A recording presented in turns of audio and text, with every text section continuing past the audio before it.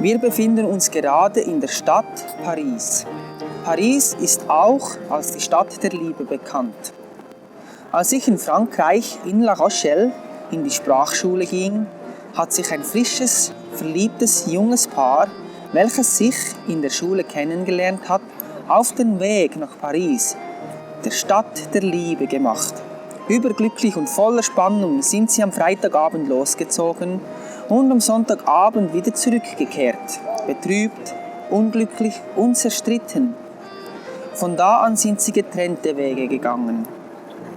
Was ist passiert in der Stadt der Liebe? In diesem Video sprechen wir kurz über Liebe und Lust. Namaste. Herzlich willkommen. Zu Beginn offeriere ich meinen Respekt zu meinem spirituellen Meister Jagat Guru, Siddha Swarupananda. Liebe ist das am meist verbreitete Thema, über welches die Leute in der Welt sprechen, aber auch das am meist missverstandene. Obwohl es unzählige Filme, Lieder, Bücher und Gedichte über dieses Thema gibt, finden wir sehr wenig, was der Wahrheit von Liebe wirklich entspricht.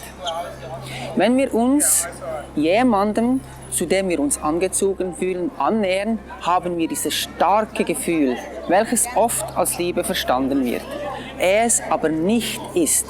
Es ist bloß eine physiologische und emotionale Reaktion, aber es ist nicht Liebe. Ein solches Gefühl dieser sogenannten Liebe bleibt nicht lange. Am Anfang haben wir das spannende Gefühl und Schmetterlinge im Bauch. Und eine Beziehung entwickelt sich sehr schnell zu einer sexuellen Beziehung. Aber nach einer Weile verfliegen diese Schmetterlinge und alles, was zurückbleibt, ist eine Beziehung, wo es nur noch um den Sex geht. Oh, ich habe keine Gefühle mehr für sie oder ihn. Dann verlassen wir diese Person und schauen uns nach jemandem anders um, wer dieses Gefühl wiedergeben kann. Dies hat absolut nichts mit Liebe zu tun. Es ist eine große Lüge. Die meisten Leute denken, sie sind in Liebe, sie sind verliebt, aber in Wirklichkeit sind sie in Lust. Lust ist nicht verschieden von Liebe. Lust ist Liebe, aber in einer verdrehten, verunreinigten Form. Das, wonach wir wirklich suchen, wonach wir uns wirklich sehnen, wird von großen Yogis und spirituellen Meistern als eine spirituelle Erfahrung beschrieben und hat absolut nichts mit einer physiologischen und mentalen Erfahrung, welche mich innerlich erfreut, zu tun. Eine solche Erfahrung ist vergänglich und lässt mich nach einer Zeit abstürzen und verbrennen. Oh, ich habe keine Gefühle mehr für diese Person, die ich einmal so geliebt habe. Sie macht mein Leben elendig. So, wir schauen diese beiden Wörter Liebe und Lust etwas genauer an. Das Ziel von Lust ist persönliche Befriedigung in Verbindung mit Sex und dem Höhepunkt des Orgasmus. Das Ziel von Lust ist es, den höchsten sinnlichen Genuss zu erfahren, welches den sexuellen Orgasmus ist.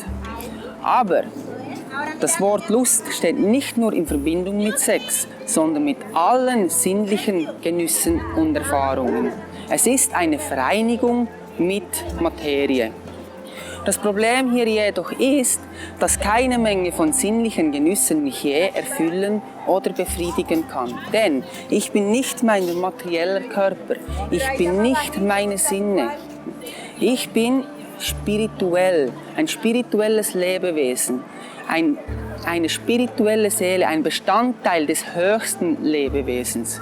Ich bin in Essenz spirituell, nicht materiell. Deswegen kann keine Menge von sinnlichen Genüssen mich je erfüllen oder glücklich machen. Es kann nicht, egal wie viel Sex ich habe, wie viele Partner oder Beziehungen ich eingehe, letzten Endes bleibe ich einsam und unzufrieden.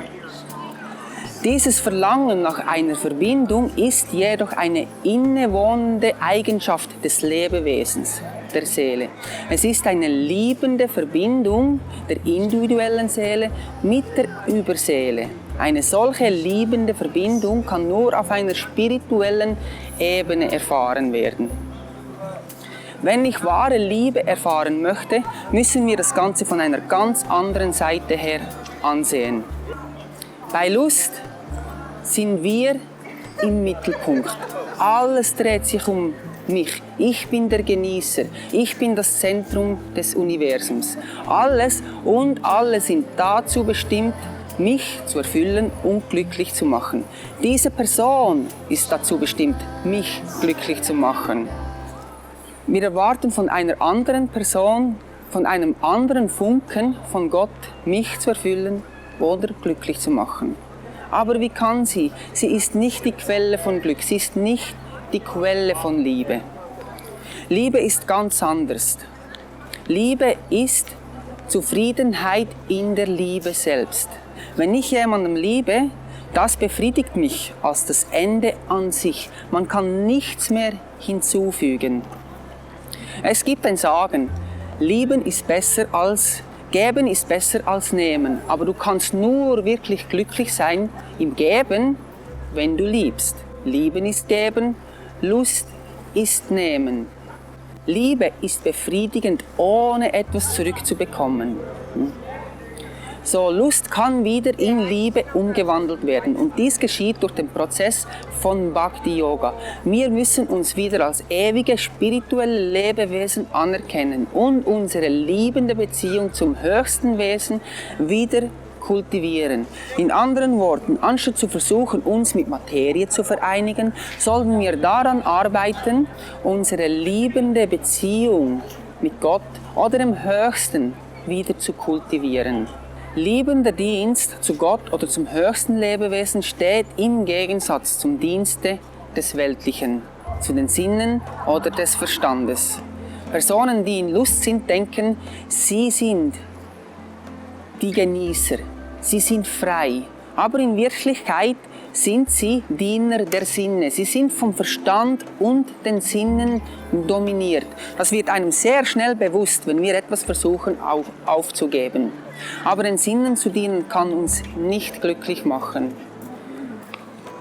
Wir können nicht zwei Meister haben, Gott und das Weltliche. Wenn wir wirklich glücklich sein wollen, tiefe Erfüllung und wahre Liebe erleben möchten, müssen wir unsere liebende Beziehung zu Gott oder zum höchsten Wesen wieder kultivieren. Wenn ich diese Liebe nicht habe, kann ich auch nicht andere Lebewesen lieben. Wenn ich jedoch diese Liebe habe, dann liebe ich automatisch alle anderen Lebewesen, denn alle anderen sind ein Teil des Höchsten. Aus den Yoga-Lehren oder den Veden haben wir ein wundervolles Gleichnis. Wenn wir einen Baum haben und dann versuchen, jedes einzelne Blatt mit Wasser zu tränken, der Baum vertrocknet, die Blätter verdürren. Aber wenn wir das Wasser direkt an die Wurzeln geben, dann geht das Wasser an alle Blätter. Auf ähnliche Weise, wenn ich andere Lebewesen lieben möchte, muss ich meine Liebe direkt an den höchsten Herrn geben. Wenn ich spirituelle Liebe in meinem Herzen habe, dann fließt diese Liebe automatisch auf alle anderen Lebewesen über. Eine solche Liebe ist von nichts Äußeren abhängig und hat keine Bedingungen. Wo es Liebe gibt, gibt es keine Scheidungen. Bedingungslos zu lieben heißt, ich liebe diese Person, obwohl ich nichts von ihr zurückbekomme. Deswegen kann eine solche Liebe nur gefühlt werden, wenn es nicht mehr um mich geht, sondern um das Glück der anderen Person. Lieben heißt, glücklich zu sein, die andere Person glücklich zu sehen. So, wir können das bei uns selbst austesten. Bin ich mehr in Liebe oder bin ich mehr in Lust? Geht es mehr um mich, mein Glück, oder um die andere Person, das Glück der anderen Person? Ich sage es noch einmal. Liebe heißt, glücklich zu sein, die andere Person glücklich zu sehen. Eine solche Liebe kann nur gefühlt werden, wenn wir voller spiritueller Liebe im Herzen sind. Und eine solche Fülle kann nur von der Quelle der Liebe kommen, Liebe zu Gott. Wenn wir dann realisieren, dass alle anderen Lebewesen auch Kinder von Gott sind, dann beginnt man diese Liebe weiterzugeben. Man beginnt diese Liebe auszubreiten, ohne etwas zurückzuverlangen, ohne etwas zurückzuerwarten. Das ist wahre Liebe. So ganz einfach, durch das Hören und Singen dieser heiligen Namen oder Mantras wird diese schlafende Liebe in unserem Herzen wieder erweckt.